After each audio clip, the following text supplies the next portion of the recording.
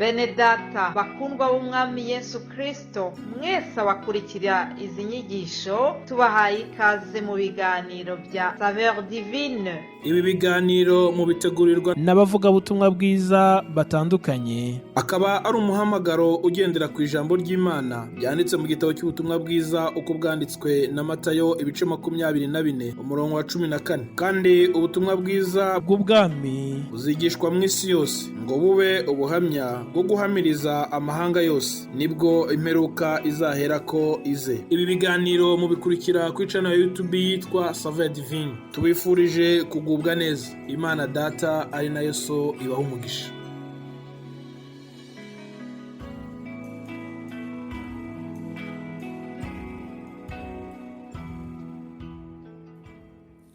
Inshuti bakunzi b'ibiganiro bya Saveur Divine, ndabaramukije.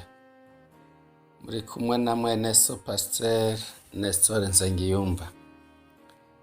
Dusangira amajambo y'Imana ari mu gitabo cy'uwavugishwa n'Imana Daniel, igice ca 3 umurongo wa 28 n'uwa 29 havuga ngo: Nebukadineza aravuga ati, Imana ya Shadraka na Meshaki na Abedunego iragahimbazwa, niyo yarungitse umumarayika wayo igakiza abasavyi bayo bayizigiye, kuko ijambo ryanje baricishije ukundi, bagaheba amagara yabo, kugira ngo ntibagire iyindi mana n'imwe basaba canke basenga atari Imana yabo.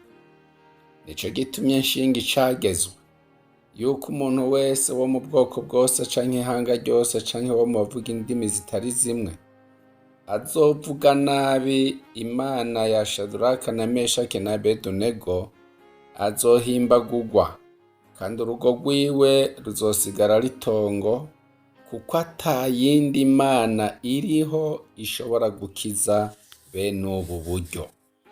Kuko ata yindi mana iriho ishobora gukiza bene ubu buryo.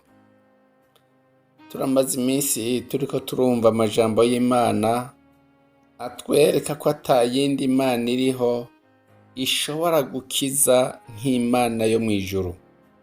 Witegereje ingene yakijije Abisirayeli Farawo yabakurikiye, igaca inzira mu kiyaga gitukura, Abanyegiputa babigerageje kuboma inyuma bikabananira, nta yindi mana iriho ishobora gukiza bene buriya buryo.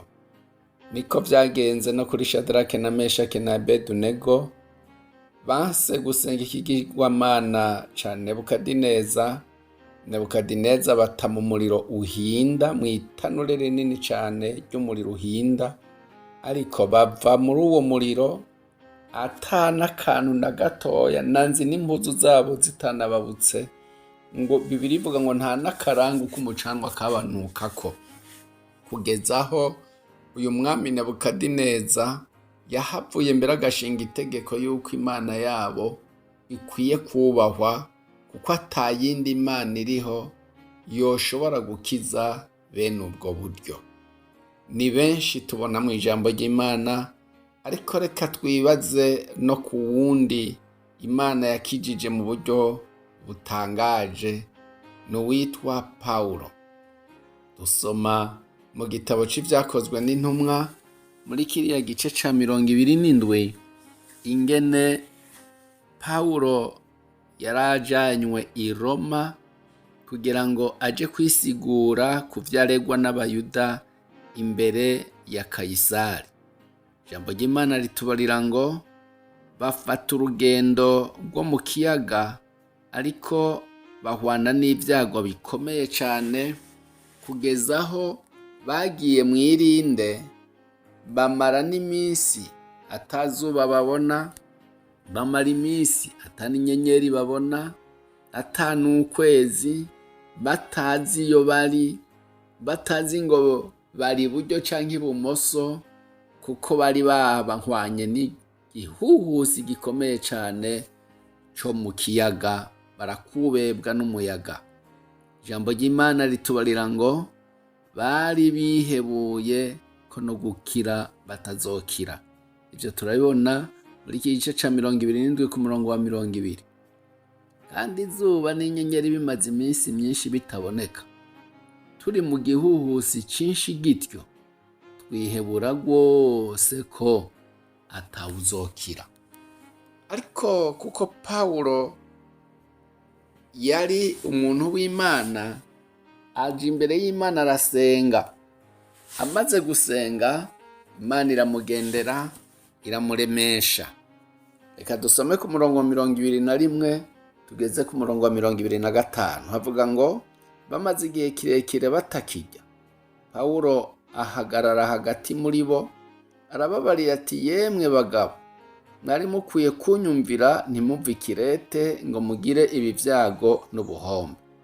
Kandi none ndabaremesha, nimuhumure, kuko muri mwebwe hatazopfa n'umwe atari ubwato.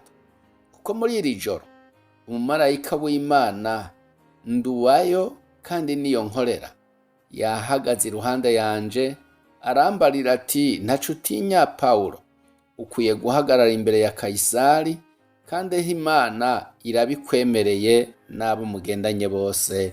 Haleluya. Mu vyago bikomeye, mu kiyaga gisuriranya mu buryo buhambaye cyane, kandi twabonye ngo ko baza bamaze no kwihebura ko atanumwe azokira, ariko Imana igendera Pawulo, yishura ugusenga kwiwe, ahubwo imwemerera ko azohagarara imbere ya Kayisari, kandi ko we ubwiwe n'abo bagendanye bose atanumwe azopfa, uko bose bazorokoka. Ku murongo wa 37 ijambo ry'Imana ritwereka yuko abari muri ubwo bwato bose bari 276.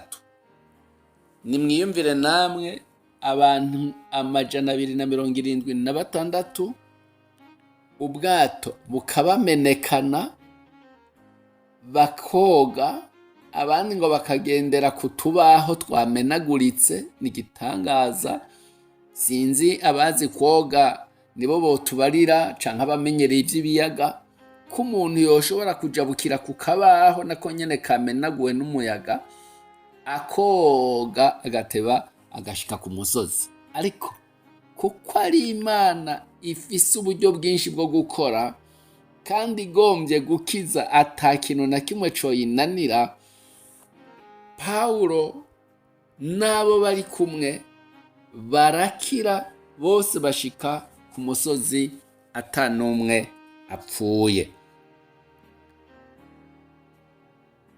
Mu murongo wa 41 havuga ngo, ariko bashitse mu ihuriro ry'amazi, basekura ubwato ku gataka, maze umutwe wabwo w'imbere winjiramwo urahamangira, uw'inyuma nawo utangura kumenagurwa n'inkomezi z'imipfunda. Umurongo wa 43 havuga ngo, ariko yantwazangabo y'abasoda agombye gukiza Pawulo, ababuza iyo nama yabo, avuga yuko abazi koga bo kwisuka mu mazi kugira ngo babanze gushika ku nkombe, abandi nabo bamwe bagende ku mbaho, abandi ku bindi bivuye mu bwato. Nuko bagenza batyo, bashika ku nkombe bose barakira. Iyi ntwazangabo y'abasoda yari yankiye inama y'abasoda yo kwica imbohe, kuko babona bati abanyororo bagira batoroke kandi bizobagarukako. Mugabo iyo ntwazangabo kuko igombye gukiza Pawulo, icivuga ngo ahubwo abazi koga nibisuke mu mazi boge, abandi nabo bahatutubaho twamenaguritse, ushobora kujabuka jabuke. Ariko twibuke ko Pawulo yari yavuze ko atanumwe azopfa.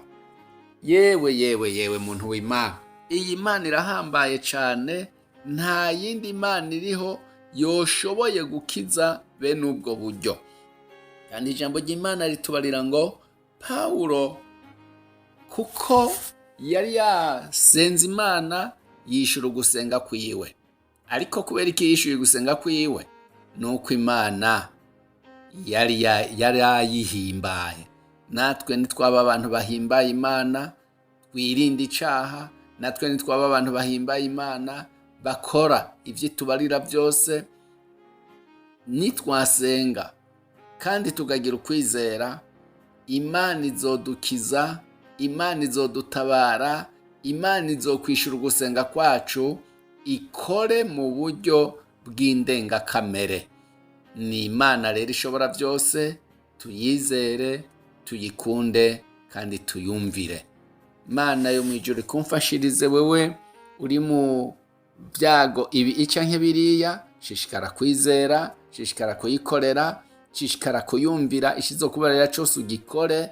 Nta yindi iriho izoshobora gukiza, izoshobora kugutabara nk'uko yo izobikora. Imana yo mwijuru ikumpera umugisha mu izina rya Yesu Kristo, amen.